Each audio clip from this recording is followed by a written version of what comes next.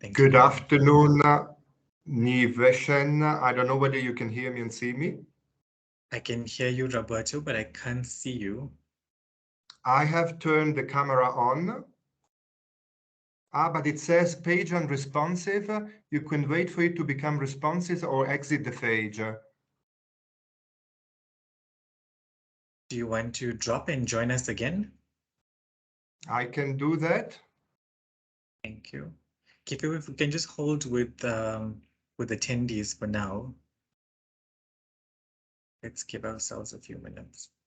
All right, no problem. Thank you. Roberto, I can see you now. Yes.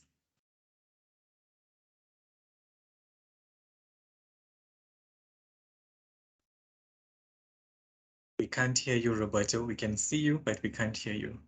Or is it just me? No, same for me.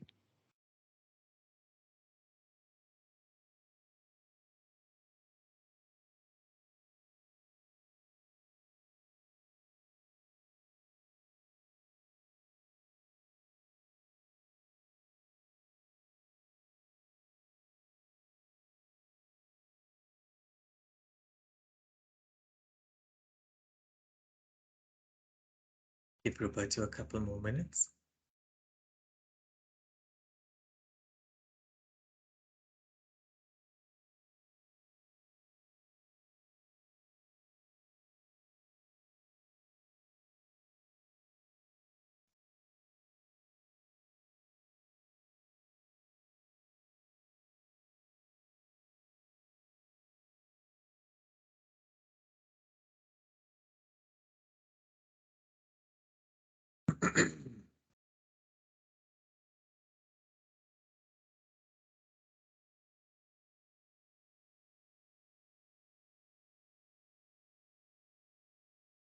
People are starting to join us. Good afternoon and welcome.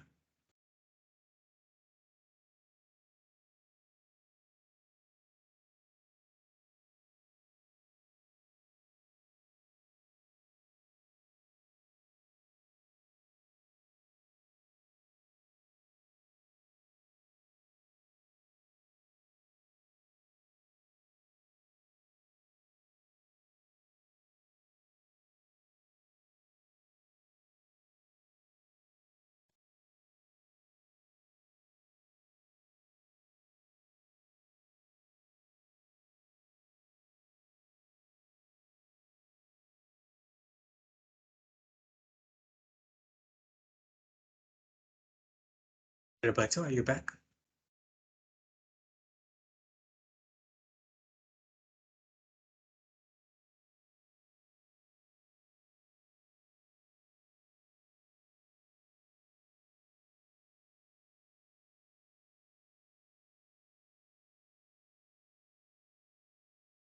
Okay. Colleagues, if we can please assist Roberto with his mic and his video.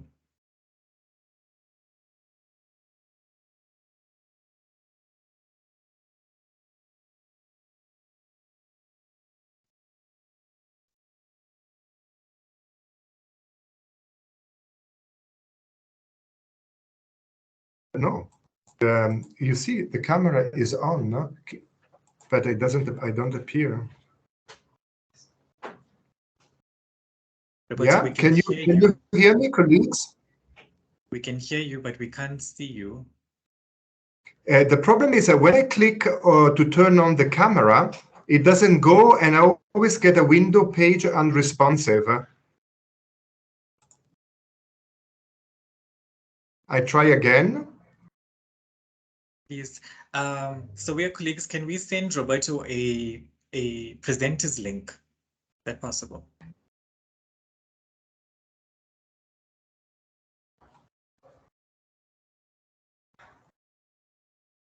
Welcome, colleagues. We're just having a little bit of a difficult technical difficulties. We'll be with you shortly.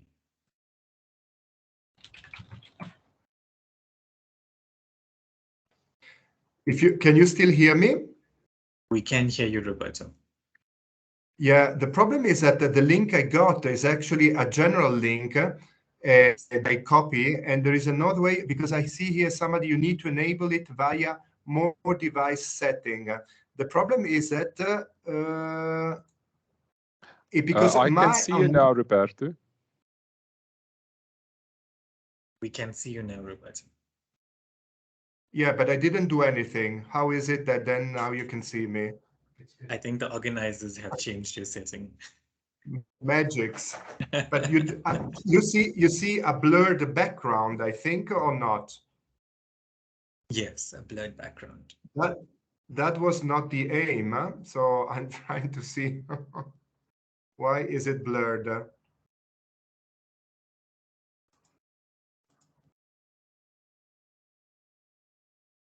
Thank you Okay, for no problem. joining us, everybody. We're just giving a few more minutes for others to join us, and then we'll start.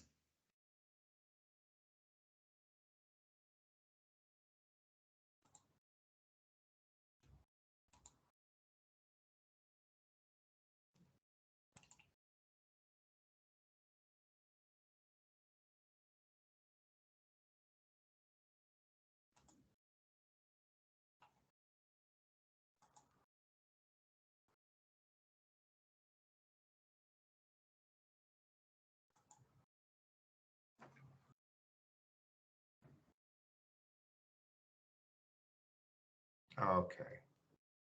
Oh, there you go. We can see you clearly now, Roberto.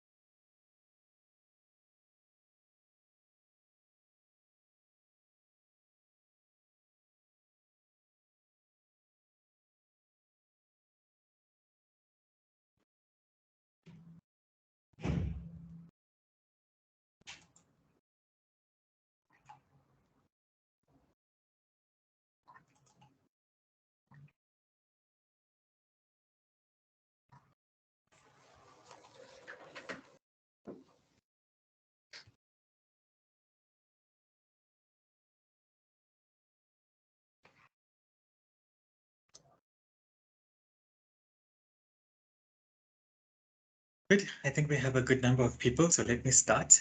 Good afternoon, everybody, and welcome to our Offshore Wind Energy webinar. For those of you who don't know me, I am Nivesh Ngavanda, the SAWEA CEO. SAWEA is a non-for-profit industry association representing the united voice of wind energy in South Africa. To date, we have only implemented onshore wind energy through the South African government-led REAP program and installed just over 3.3 gigawatts of onshore wind. We are now seeing a shift to private offtake and onshore wind energy representing a new growth point for wind technology. I think with 14 gigawatts expected to be procured by the South African government by 2030 and a growing offtake, private offtake market, and the introduction of green hydrogen requiring additional 80 gigawatts of wind energy, the feasibility of offshore wind is becoming more relevant to wind project investors. Even though South Africa has significant and available onshore wind sites, the potential for offshore wind energy is raised regularly within the sector. But it is important for us to have these discussions and make sure that they are informed by credible and reliable research. This online event today is in partnership with the EU Delegation and the CSIR to present and report on 2 offshore wind studies that examined the potential and viability of offshore wind energy as a power source for South Africa.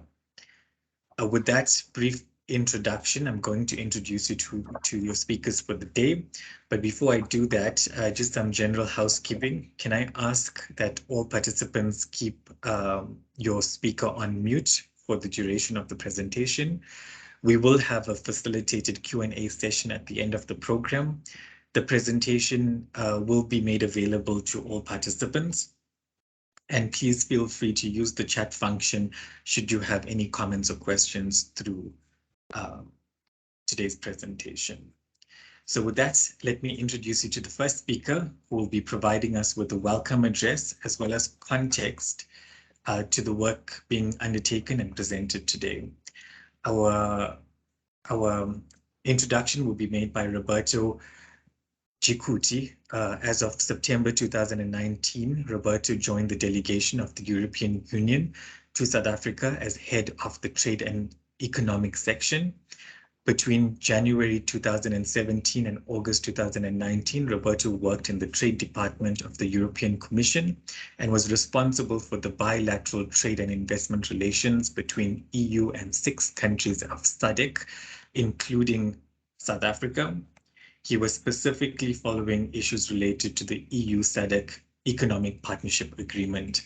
From 2014 to 2017, Roberto was responsible in the same department for the bilateral trade and investment relations with India. He further served in the EU delegation to China from 2011 to 2014 as responsible for trade and investment matters with China at Mongolia, and in the EU delegation to Papua New Guinea from 2007 to 2011 as the head of Trade, Investment and Development Cooperation. He started his professional career in the private sector, where he worked on issues related to international trade and customs legislation for over 5 years. Roberto, let me allow you to do your welcome and your context. Thank you, Niveshan, for this kind of introduction. And a very welcome to all of us joining us today. I'm very excited to present you all the work we have funded as the EU through the CSIR on offshore wind in and for South Africa. But also let me first of all take the opportunity to congratulate Niveshan on his appointment as CEO of SAWEA. I wish you everything of the best in this position, Niveshan, and I know that you will take the organization from strength to strength. We need a strong SAWEA, we need a reliable SAWEA, and the SAWEA as a partner not only for international partners, but also for the government. So again, congratulations, Niveshan, for all the future challenges and opportunities. Now, colleagues, while the topic of offshore wind in South Africa is not necessarily new, it is a topic that has not received much attention in the past, for understandable reasons, of course. Onshore wind was the priority of the government. However, we will hear from the CSIR in a few minutes, the application of offshore wind could indeed make sense in South Africa under certain conditions. But let me focus, first of all, my brief remarks today on the European journey when it comes to offshore wind, and specifically how the EU and South Africa can collaborate on this important topic. So Europe and the European Union specifically is the leader in offshore wind and is home to the largest operational wind farms for both bottom-fixed and floating foundation technologies. The EU, for its geographical configuration, it has 5 sea basins, outermost and overseas territories around the world, has massive potential for offshore renewable energy, especially offshore wind. And to take full advantage of this potential, the European Commission published in October last year, in 2021, a dedicated EU strategy on offshore renewable energy.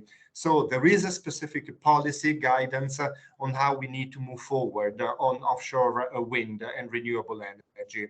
And this strategy establishes very ambitious targets by 2050. By then, we will need to reach 300 gigawatt of offshore wind capacity and 40 gigawatt of ocean renewable, such wave, tidal, and floating solar. So ramping up offshore energy is a no-brainer from the climate point of view, but it also brings other benefits. And these other benefits, I think, are specifically interesting for South Africa, where unemployment and job creation is an important priority for the government. We have indeed estimated in the EU that we expect the jobs in offshore renewables to triple in the EU by 2030, to triple. And that is from around 62,000 people working today in the offshore wind industry, and around 2,500 in the ocean energy sector.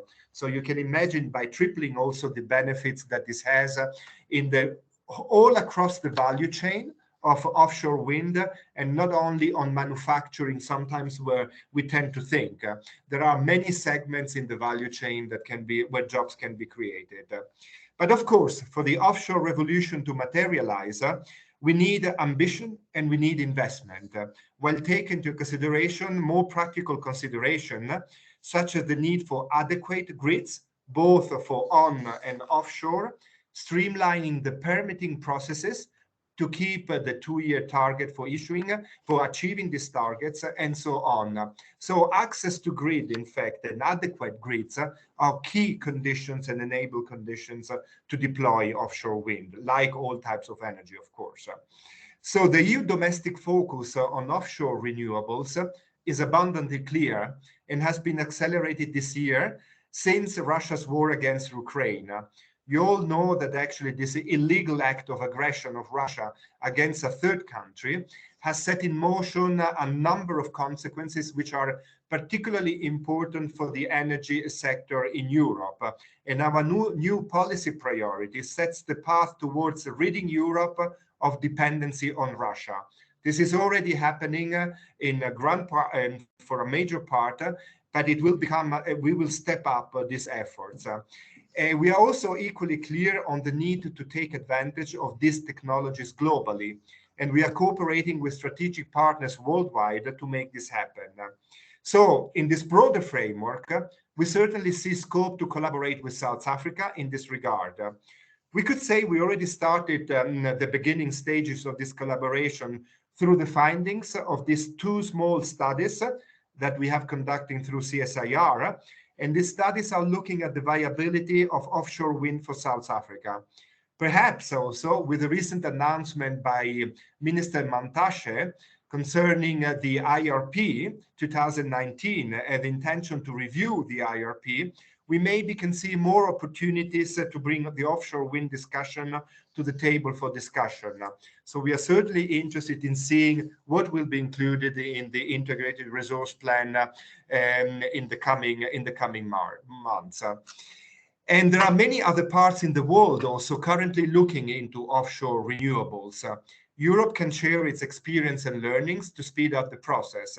As an example, we have been working now very, very closely with India, supporting India in different areas like policy making and also economic viability for offshore wind.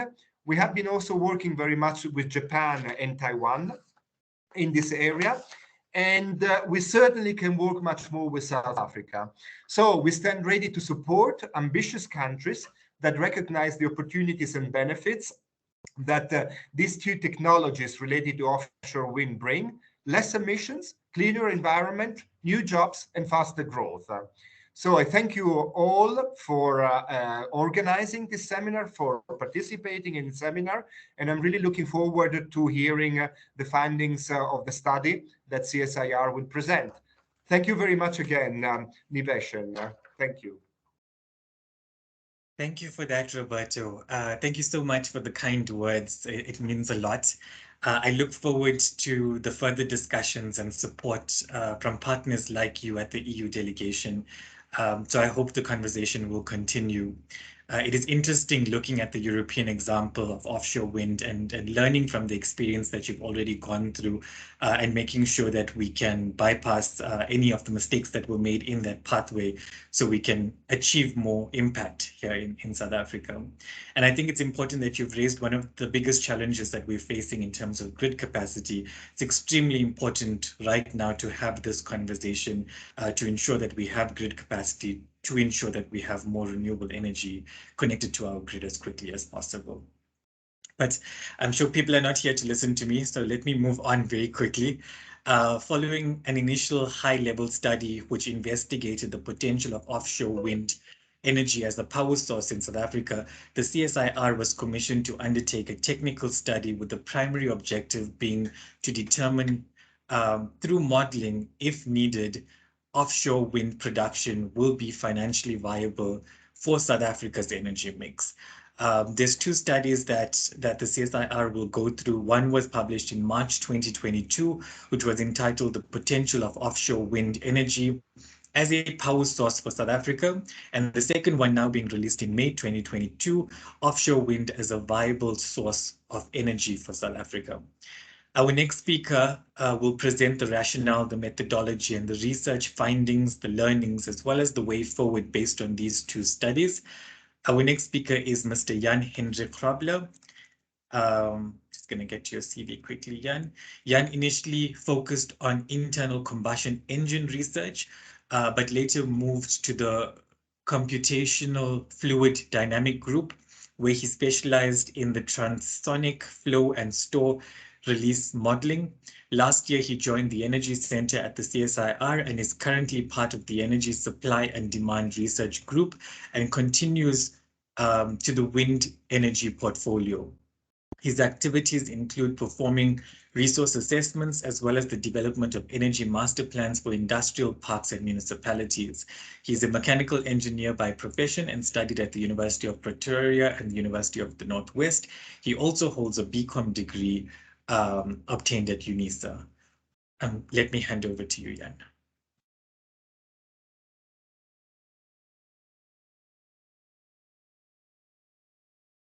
Jan, you're still on mute. Oh, yes. Thank you. I just saw that. Good afternoon, everyone. And Niveshan, thank you very much for that kind introduction. I will now share my screen with you and start the presentation. So let's just make sure that everybody can see. Okay, you should see the presentation now. If there's any problems, please let me know. And as mentioned, I'll be discussing two recent studies done by CSIR. The first was a high-level desktop study looking at offshore wind technology in general and was structured around answering 4 questions. This study was concluded towards the end of last year, and the following study commenced early this year, and it dived a bit deeper and trying to quantify the offshore wind offering further. Now, the desktop study included a brief overview of offshore wind technology, and I will start my presentation with a short summary of that. So only the first 4 slides. So the first one relates to the growth of the offshore wind energy market. And now all the sources that we consulted showed trends similar to the ones that you see now. The industry is basically expected to grow exponentially. And there's some more good news. The technology is also expected to continue to become more affordable and cheaper in future. On the right-hand side, you will see number 58. That is the levelized cost of electricity of $58 per megawatt hour. Now, I'm sure you are all aware that LCOE can be computed in various ways with various levels of sophistication by using different assumptions. But typically, we found this value of about $50 per megawatt hour from many sources. Of course, $50 per megawatt hour is equivalent to 5 US cents per kilowatt hour. And if we use an exchange rate of 14.5 Rand to the dollar, this equals about 72 South African cents per kilowatt hour. Now, I know that exchange rate might be a bit outdated, but we will come across these numbers again later in the presentation. There are 2 main types of offshore wind turbines. The first is the fixed foundation type, and they are suited for relatively low water, shallow water, usually not deeper than 60 meters. And here you can see some of the different designs.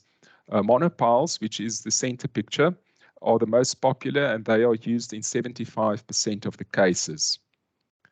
And then the second type is the floating foundation type, and they are intended for deeper water, so typically deeper than 60 meters. Here you also find different designs. You have the semi-submersible type at the center of this picture, and that is by far the most popular. It's chosen in almost 9 out of 10 applications. It should be noted that floating foundation wind turbines are just starting to become commercially viable, and they make out only a small fraction of the installed capacity. At the end of 2019, only 84 megawatt had been installed, of which 36 megawatt was installed in the previous year. So that's in 2018.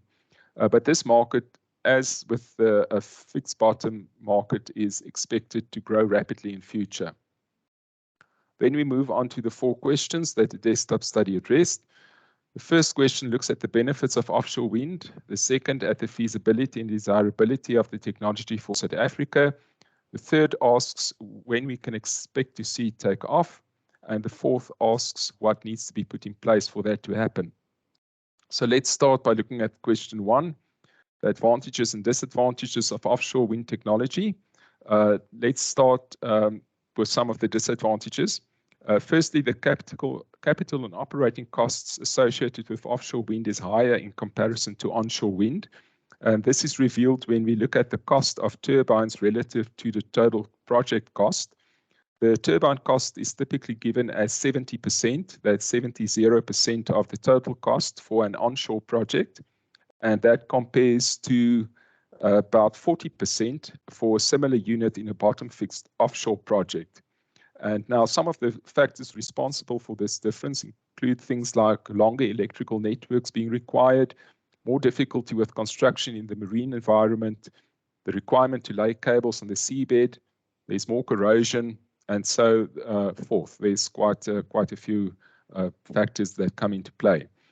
Secondly, since seawater has a relatively low surface roughness, the wake effects extend further behind the blades, and that requires an increased separation distance between turbines.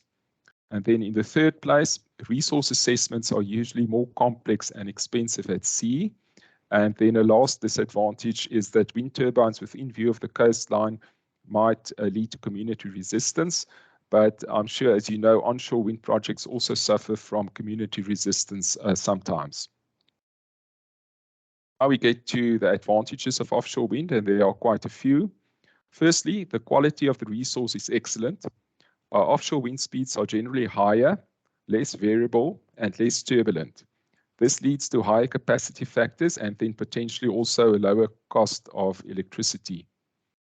The second advantage, lower resource variability presents a higher value to the power system because less storage would be required, and therefore it would be easier to integrate into the existing power grid.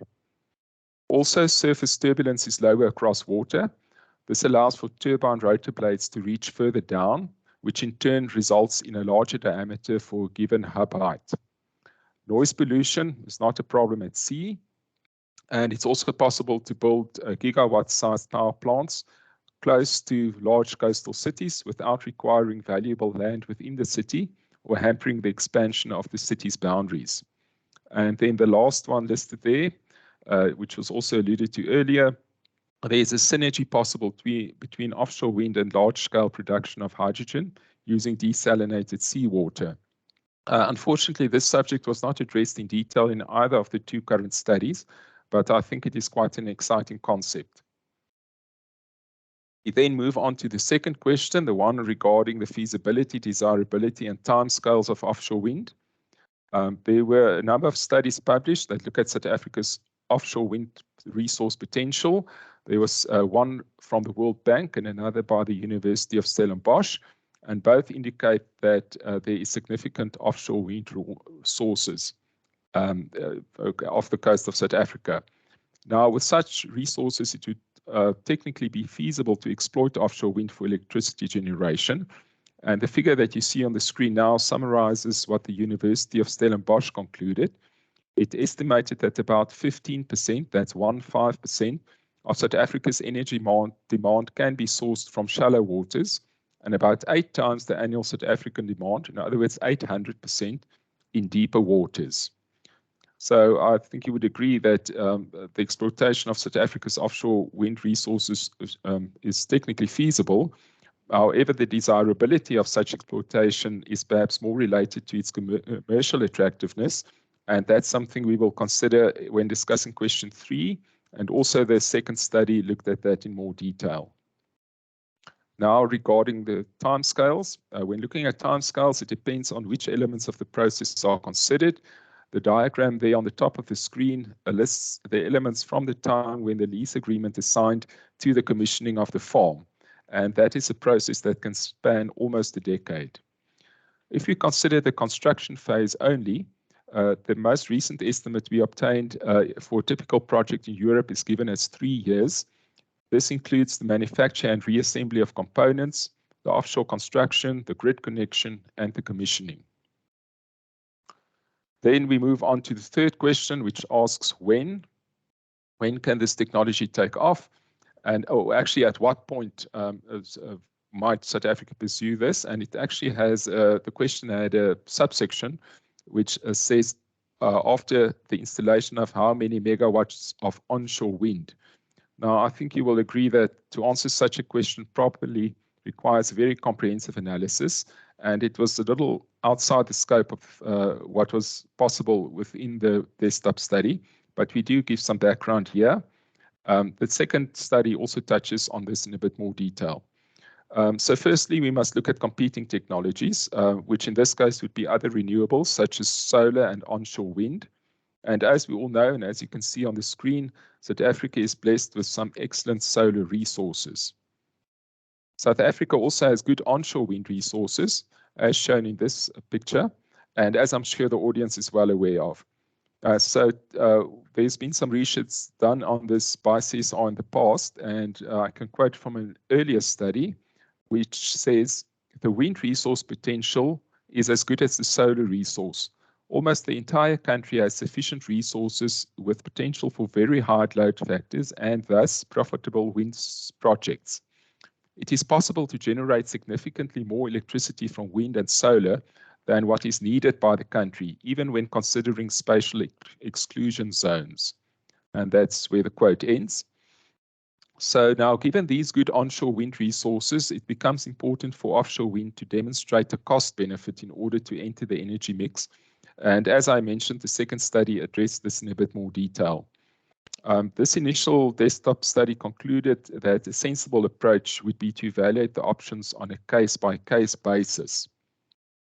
It suggested that the best solution could look quite different in different cities, for example, between Cape Town and Durban. And there you see some of the issues that one will have to consider, because each one will face different scenario in terms of, for example, the availability of land for onshore wind generation and solar, seafloor depths. There might be some local transmission infrastructure challenges. The important sea routes and marine habitats will differ, and so would the impact and costs of having to provide remote onshore wind power via the grid. Offshore wind could potentially then reduce grid congestion and save on total costs. And now we get to the last question. Last question asks what has to be put in place for offshore wind to take off. I will not aim to repeat the content of the report, but in summary, it found that government has a key role to play. And you can see listed on your screen now some of the tasks that government can assist with. Other countries who have been successful with implementing offshore wind all had governments that took a leading role in the process. For example, bidders were initially required to do a lot of pre-work themselves, which included the resource assessments and the environmental assessments and so forth. Then the losing bidders would risk losing this investment. Obviously, this model did not work so well, and it was then changed to one where the government took the initiative with doing most of the pre-work so that the unsuccessful bidders would not lose that investment. But then the successful bidder was required to pay back all or a large portion of the initial investment by government. This is a system that works much better, and it is now widely adopted overseas. Yes, and as I say, you see some of the tasks that the government can perform, and preferably this should be done through a single entry point in government for offshore wind and not involve a large number of different government departments. To summarize the key findings of the desktop study, global offshore wind energy is growing rapidly and the costs are falling. And secondly, South Africa has abundant offshore resources, but floating foundation technology will be required to fully harness it. And then the third finding, onshore wind and solar will remain set as the future primary energy source for the country, but there could also be a role for offshore wind. And then the last finding is that one of the areas where offshore wind is likely to be well positioned is in the hydrogen energy market. And then we also list some of the steps that we can take in terms of what needs to be done next. Some steps can be taken immediately, such as creating the necessary policy framework. But the first offshore wind farms can only be expected in the medium to long term, and here we mean 5 years and longer. And an offshore wind industry will touch on many aspects, such as job creation, grid integration, coastal infrastructure development, local manufacturing, and so forth. So it would be prudent to do a proper strategic feasibility study to investigate all these aspects. So with the key findings of the desktop study given, we now move on to the second study. And this study focused specifically on the potential cost benefit of offshore wind. And as you remember, I said that offshore wind is of superior quality, which allows for higher capacity factors, but I also mentioned that the technology is more expensive. So really the main question to answer is whether these two factors will trade off against each other in such a way that a net gain is achieved. So the project brief that we received was to obtain input from SAWEA members and from experts in Europe, and then to do some preliminary modeling using that data. And I don't know if you might recall receiving an email to this effect in recent months. What you see on the screen at the moment is a graph that was part of the information received from our European contact. And it's interesting since it indicates that fixed bottom and floating offshore costs are expected to converge in future. And what's also interesting when you look at this graph is that, again, you see a number of $50 per megawatt hour, as I mentioned earlier. I know in this graph it shows euro, but the two currencies trade on an almost 1-to-1 ratio. The information on the overnight capital cost that we received, and I show it here. This is information on the cost of offshore wind, and it was then for 2020 and 2030. And from that, you can also see there's different scenarios, but they all focus on the fixed bottom technology. So from that, we calculated the value for 2022 with some interpolation, and the result came to 95 South African cents per kilowatt hour. Now, this value is not necessarily high by international standards, but it is definitely quite high compared to the cost of onshore wind in South Africa, which has been falling significantly in each of the successive bid windows. And I'm also sure that the audience members are well aware of that. And then here's bid window 1 to 4's tariffs. And then for bid window 5, which was announced on 28 October last year, there are the tariffs shown. If you take that table and you do an unweighted average of those values, it comes to just under 50 South African cents per kilowatt hour, with some bids reaching as low as 34 cents per kilowatt hour. And so it soon became apparent to us that with such a big difference between the two wind energy options, the least cost model approach would pick onshore wind each time. So that was a bit of a problem. Because in essence, it's not so much a question that the offshore wind is expensive, but it is that South Africa's onshore wind is really extremely cheap. Just to maybe show you, just need to get a proper pointer here. Okay, I trust you can all see the pointer on the screen. So the input values used in another study that also involved least cost modeling for offshore wind, but this time off the coast of California, is shown now. And here you can see that the offshore wind, which is this light blue line, actually lies between two onshore wind costs that were calculated. And then all of these are significantly higher than solar PV, which is this light yellow orange line at the bottom. So now for comparison, the average price of bid window 5, if converted to dollar, lies about at $34. And the cheapest of these is around $24, so it lies over there. While the offshore cost that we calculated earlier for South African currency, 95 cents, if you convert that to dollar, it turns out to about $65, which seems to be on par with the offshore wind used in this study. So again, if you look at this, it really confirms that the onshore wind prices in South Africa lying around the value of the PV cost is actually remarkably cheap. Now, fortunately, the project brief allowed for the possibility of encountering such a dilemma where there is no situation where the offshore is picked. And in such a case, it mandated the investigation of tipping points. And that's something I will briefly discuss below. If you look there on your screen, you will see a formula for the levelized cost of electricity. And this is one that is supplied by NREL. It's a fairly basic one, but we can see 4 components. We have there the overnight capital cost. Then we have something called the capital recovery factor, the operational and maintenance costs, which is usually about 2% of the overnight cost of capital. And then we've got the capacity factor. And then you might identify that as a number that represents the number of hours in a year. And that just ensures that we end up with the right units. The capital recovery factor in turn depends on 2 factors. It's the period over which you pay back the loan, and it's the interest rate that you pay on that. Okay, so those are the sort of factors that we looked at.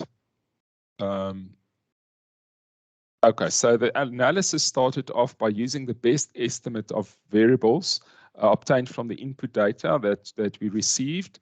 And then what we did is we varied one of the variables at a time through a range of possibles. And that is to reveal the effect of that single variable on the total levelized cost of electricity. So since there were 4 factors, there are 4 things that we looked at. First up is the overnight capital cost.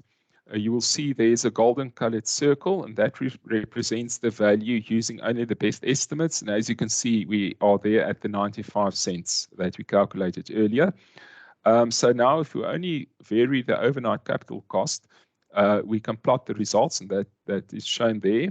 The green shaded area indicates values below the average price from bid window 5. So that's actually the target that you wish to reach. But as you can see there, that unrealistically low values of overnight capital costs are required to bring down the levelized cost of electricity sufficiently in order to be in the ballpark of the onshore wind. Okay, then next up, the second factor was the cost of capital. And here it was a pleasant surprise to discover that with this variable, a competitive price could be achieved if the capital can be obtained very cheaply. So for example, through a grant or an interest-free loan or some similar arrangement. And then we look at the third one, which is the financing period. Here the opposite was true. Firstly, the relationship is not linear, and you can see it would never really reach that green section there, even if the payback period is extended over many decades.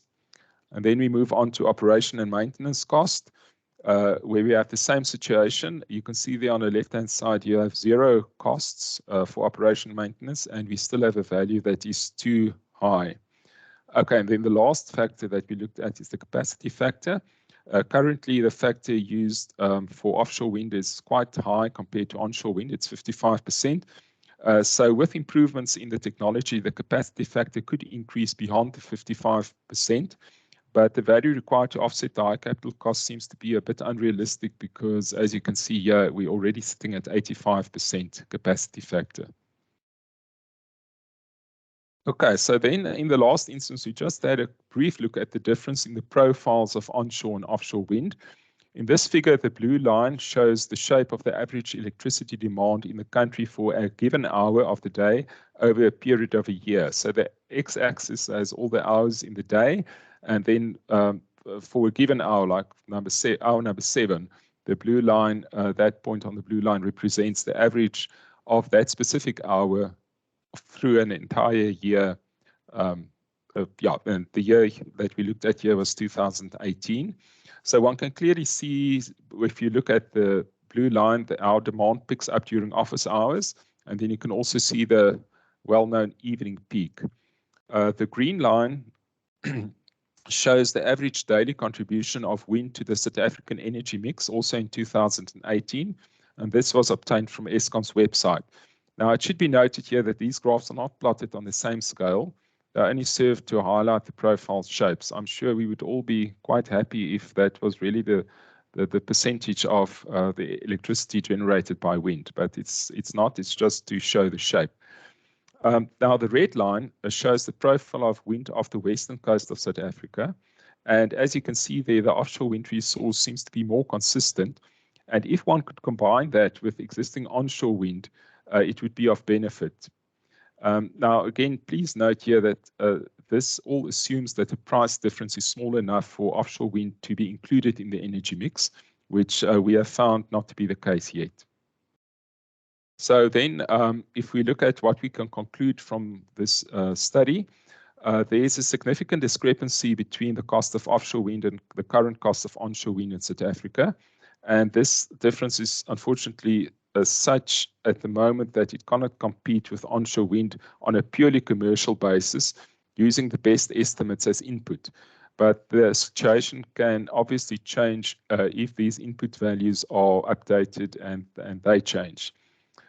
Second conclusion was that significant subsidization of the required capital investments and or the granting of interest-free loans to finance these offshore wind projects could make it cost competitive with onshore wind technology. And then the third one, should the cost discrepancy be reduced sufficiently, the differences in the typical profiles of onshore and offshore wind indicate that the correct mix of the two technologies could yield a combined profile that matches the current electricity demand profile in South Africa better than either could in isolation. Then we also have some recommendations. And as it typically goes, when you do a study like this, you find information after doing the analysis, and that is what you see on the screen here. In fact, it was only last month that we came across the information shown in the table. From that, it is very clear that even in Europe, auction prices for onshore wind can vary widely. So this is all onshore wind, and you can see how the prices actually differ. South Africa's onshore values are also given there, and you can see that they are in the ballpark, but they're on the cheaper end of the spectrum. They're more in line with the prices in Spain. Now, this makes one wonder whether the same factors that result in cheap onshore prices will also be at work in offshore wind prices. And if that is the case, then the outcomes of the analysis will be quite different, because then you'll have to adapt those input values to the model quite significantly. So the first recommendation is therefore to investigate this aspect. And I suspect our audience members can probably already have a lot of information on how one can explain the differences between South African onshore wind and onshore wind costs overseas. Then our second recommendation is around green hydrogen. The concept of green hydrogen is becoming increasingly popular. Green hydrogen aims to replace not only electricity, but also other forms of energy.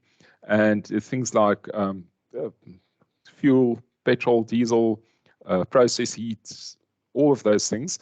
And that means that the size of the global market is enormous. I think Niveshan mentioned a figure of 80 gigawatts offshore, or 80 gigawatts of electricity that could well be consumed in this market segment. Now, if South Africa were to capture even a small slice of the global market, the amount of energy required would dwarf what is currently available in the country. Hydrogen is produced from desalinated seawater, and it is then exported, which implies that the facilities would probably be at the coast. And it would therefore make sense to generate the electricity needed, and especially such large quantities offshore, rather than generating it inland and then to transport it across the grid. And then in addition, some more good news is that the price of hydrogen seems to be inelastic. So using a more expensive source of electricity does not pose too much of a problem.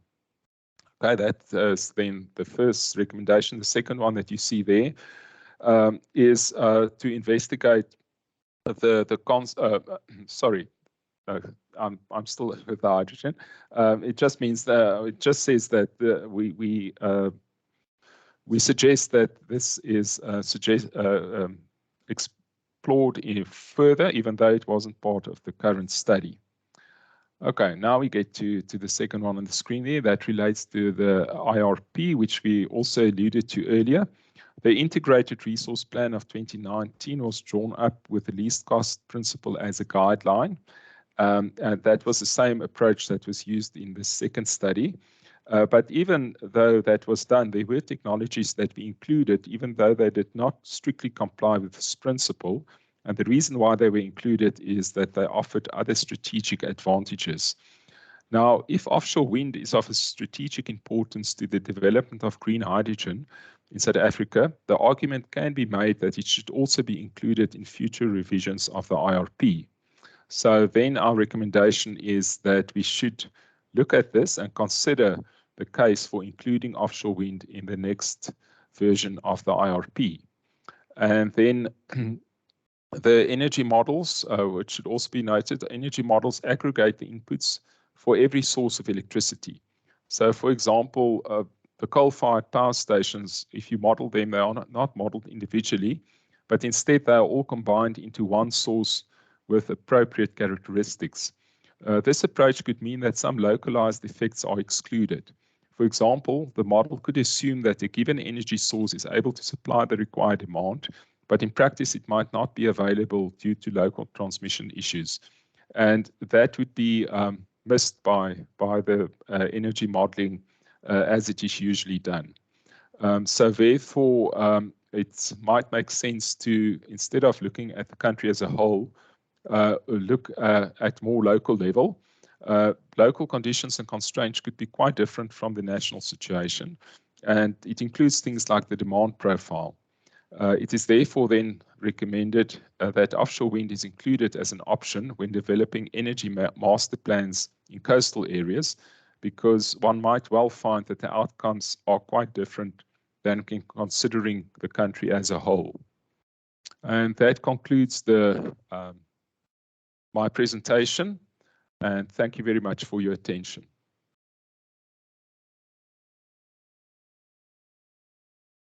Thank you very much, Jan-Hendrik. Quite an informative presentation with really important research being done to mobilize offshore wind, or to start the mobilization of offshore wind here. I don't see any questions in the chat function. Can I ask participants to please post their questions either through the chat function or raise your hands, so we can go through some of the questions.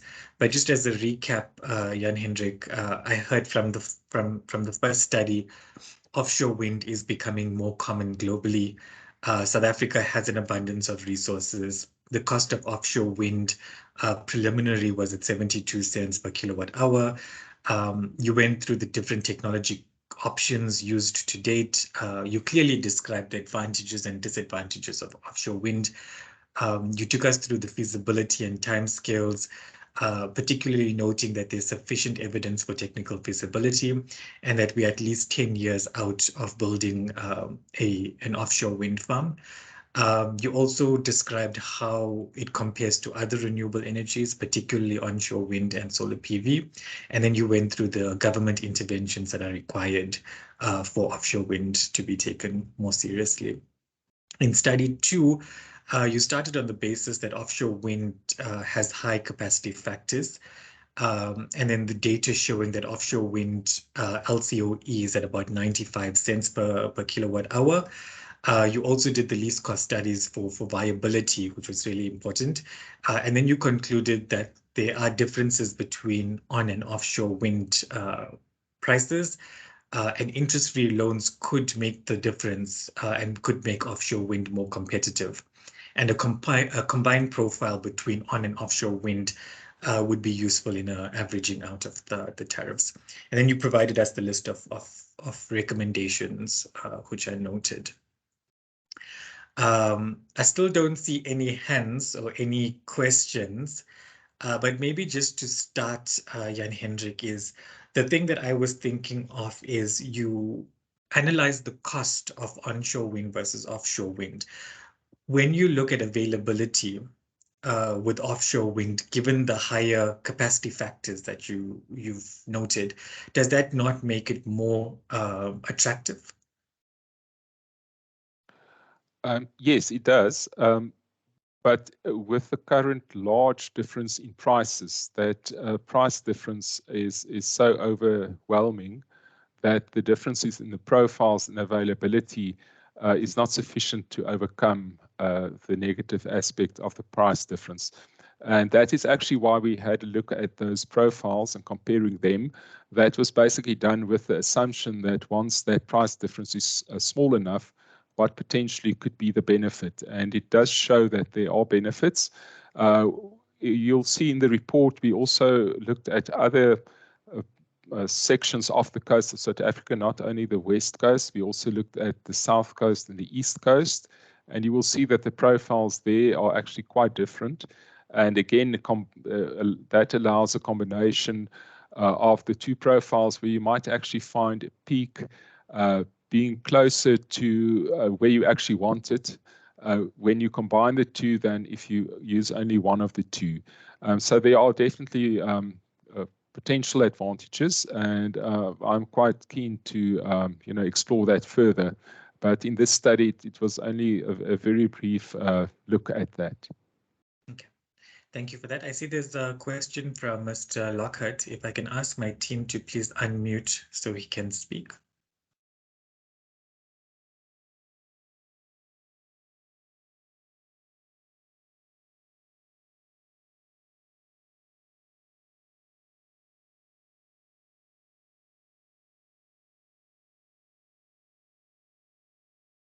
They will do that. But while we wait for that, there's a question in the chat function, Jan Hendrik, regarding feasibility. Was the inclusion of marine protected areas, which are quite extensive alongside the coastlines, considered in the shallow water scenario for South Africa? Yes, okay. As far as I understand, the work that was done by the Stellenbosch study, I think they did take account of the exclusion zones to exclude the marine protected areas. So that's as far as I understand. This study, we didn't really investigate that, but it is, if you look internationally, that is one of the main things that are considered. It's not only that, there's also sometimes military significance to certain areas of the coastline. There are shipping routes, and what is usually done is it takes all of those things into account and then looks at which regions remain, and of those regions, which are the best for offshore wind. So that sort of approach will obviously have to be followed in South Africa as well. And that's another reason why the government should really take a leading role in this process, because they are really the only people that can be the honest brokers between all these competing interests. So yes, to answer the question in this way, then that the ideal would then be for all of those things to be considered before deciding on a site where offshore wind will be implemented. Thanks, Jan Hendrik. Before we get to Mr. Lockhart, I see there's a question from Daniel Strowick. In your research and comparisons to mature offshore markets, how do you foresee policy being developed? Will it be similar to the REAP and with regards to the private markets? Yeah, that is also a bit of an open question, because when we did the research, we had to look at what other countries did. We looked at Denmark and we looked at some other countries. And what we found is that the process followed does differ between the different countries. In some cases, the government takes more of a leading role. In other cases, not so much. And so the exact way in which this will be approached, I think, is still open for each individual country to decide. So to answer the question, it's a bit difficult, because it's not really our place to answer that. It's actually what the government decides to do. But I think it would definitely make sense to look at what overseas countries have done and to take the best practices from that and implement that in our country. I think, sorry, Jan Hendrik, this question goes beyond. You spoke very much so about the IRP and the new energy mix. When you get to the private offtake markets, I think the cost of of renewable electricity is slightly higher than we saw in bid window 5. And I also look at the average cost of wind, onshore wind to date is just maybe just under this 95 cents anyways. Have we looked at the analysis in that way, or have we stuck strictly to the REAP cost of onshore wind? No, we didn't take those. We only took those numbers into account that I mentioned. And also our brief was to use the inputs that we received from the European contacts. So we took those values and used that in our analysis of the offshore wind component. And then we took the South African data for the onshore wind. So yeah, so that was our brief. So we didn't want to deviate too much from that because you also don't want to try and do your own picking of different values because you try and be as objective as possible. So we confined ourselves to the information that was supplied. But I think, as I mentioned, that's actually one of the aspects that I think would be the most likely to look at next, and that is to make sure that you're comparing apples with apples so that you actually look at South African costs or likely South African costs for offshore, and then also look at, and on the onshore side, look at the appropriate values to use. Sure, thanks. Mr. Lockhart, can you now unmute yourself? Yes, can you hear me, Nivesh can. and Jan? Okay, thank you for the informative discussion. I think this issue of offshore wind and developing the policy frameworks and legal frameworks is something I'm quite passionate about. So it's good to see that you guys have been doing work around this. In terms of what you've said, well, I'll limit my questions to just two. In terms of what you said, Jan, comparing apples to apples, do you not think it's more apt that we compare our potential for offshore wind to other global south or developing nations?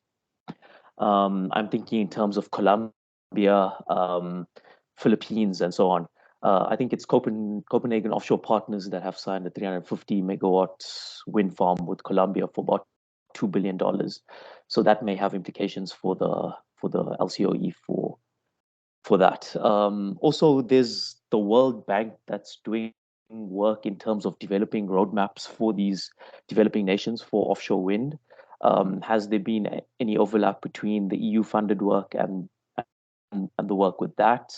And lastly, is the Department of Environment, DMRE, working on this? Have you reached out to them? Okay, I'll limit it to that for now. Thanks. Thank you, Mr. Lockhart. Okay, thank you.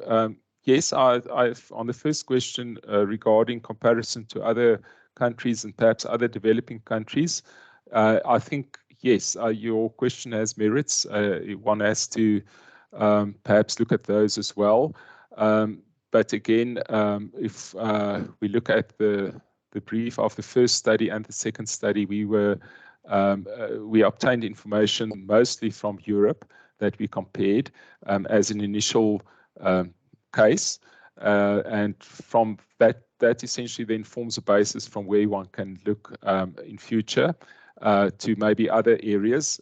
So yes, but I agree with you. I think one should ideally actually, once we've done this now, also look at other countries and maybe try and find countries that compare with us on certain aspects, and then to try and gain more insight into what would be, in the end, the real costs of these technologies in South Africa. So yes, I take the implication of your question. That makes a lot of sense to me. Then your second question about the World Bank also working in this arena. Yes, we are aware of the work that the World Bank is doing. There is no overlap between what they are doing and these studies. We actually considered that in detail to make sure that it is not the case. They, for example, were not looking at the whole idea of local cost of electricity up to that level. I think their work is more on a bit of a higher level. And also these studies were fairly small studies. They were not that large that one could include too many aspects. So we decided, to focus on certain aspects, and that's what we did. So because of that, there was no overlap. But I think offshore wind is such a large industry, and it involves so many role players that one should actually try and work as a team. And if there are different organizations that are all working on this concept and on this technology, then one should try and work together and do what you can, and definitely try not to overlap what you are doing, but rather try and maximize the inputs that everyone has in order to establish this industry, because it really it touches on so many things. It touches on job creation, it touches on the grid infrastructure, it touches on facilities at the coast, it touches on local communities. It's really such a big industry that one really needs all the help that one can get. And then in terms of the DMRE, I personally have not been involved in any discussions. I know there has been some discussions going, and I think if I recall correctly, there seems to be a positive response on the concept of offshore wind so far. I think in terms of the hydrogen economy, there is much more support and enthusiasm at the moment, and one can potentially capitalize on that, and to then just indicate the importance of offshore wind that it can have for that industry as well. Thanks, Jan Hendrik. I think the next set of questions are very much focused on environmental impact or environmental factors, which is, as we all know, time-consuming and difficult, to say the least, even on onshore wind. But the question from Sam is, firstly, he thanks you for the informative presentation. Like onshore wind, impacts of the environment are challenged. At what stage should these impacts be considered in feasibility studies? And I think this continues on to talk about the discovery about marine protected areas and seabird migration and feeding routes. And the impact on that has a potential significance. Will a well-timed strategic environmental assessment be important to resolve these issues? Yes, I think that's very important, a very important aspect, because, yeah, as you know, the marine environment is also quite sensitive to any activity by humans. So I think proper environmental assessment is important. And if you look at what they are doing overseas, that is definitely one of the main things that they do. I know, for example, even with onshore wind, for example, in places like in the Red Sea area, there are certain migratory routes for birds, and that had to be taken into account and to ensure that there's no issues in terms of implementing the technology there. So yeah, I think that is quite important. The other thing that I've found that was quite interesting, I wasn't aware of this, is that if you look at an offshore wind farm, it actually also creates potential as a marine habitat, because there's no shipping through the wind farm, and it's actually, in a sense, it forms inherently it forms a protected area, and so there's some work that's being done to see if they can convert those wind farm areas not only to generate electricity, but also then as maybe fishing, spawning grounds for fishing, and to make that a protected environment, which is an interesting concept. So there's that angle as well. Thanks, Jan. Gareth talks about the REAP program and the best approach to market via a bidding program or process. And I think he's just re-emphasizing that the drive from government helps investor confidence. So I don't see a question in that comment. Nonte is asking, with onshore wind farms, we know there's lots of impact on avifauna species. do we know the impact of offshore wind might have on avifauna and marine species? And what would the mitigation measures be for marine fatalities that have been used, I think, globally, maybe? Okay. Yes, well, there I can say that unfortunately I'm not really the right person to ask those questions. I haven't really been involved in that, but all that I do know is, as I said before, I know these aspects are of a concern also offshore, and that's definitely something that is looked at. If you look at other countries, what they've done, the environmental angle is quite important there. And I trust that that will be the same when the industry is developed in South Africa. But unfortunately, I can't answer detailed questions on that. Noted, Jan. Joel is talking about the cost benefits analysis. I think he's just re-emphasizing that this would bring forward significant creation of jobs, enhancement, competencies, local regional supply chains, substantial difference of communities in the long run. So just to comment, Mr. Lockhart has come back to ask, under which environmental framework of law will offshore wind be governed and authorizations granted? I think he believes there's a gap currently. So would this be governed by NEMA or MPRDA? Yes, again, unfortunately, I have to claim ignorance. This is not my field of expertise. I know in the CSIR we do have groups that are looking and doing environmental impact assessments.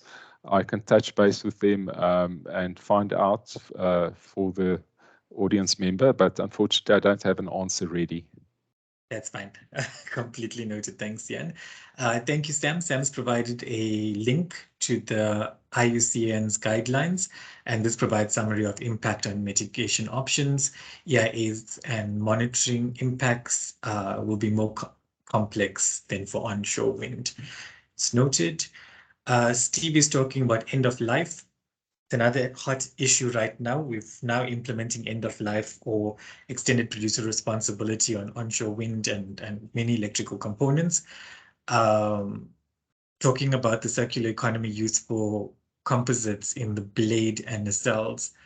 The EU's composite people are beginning to work on this, but in South Africa, we've only got as far as recycling the easier thermoplastics.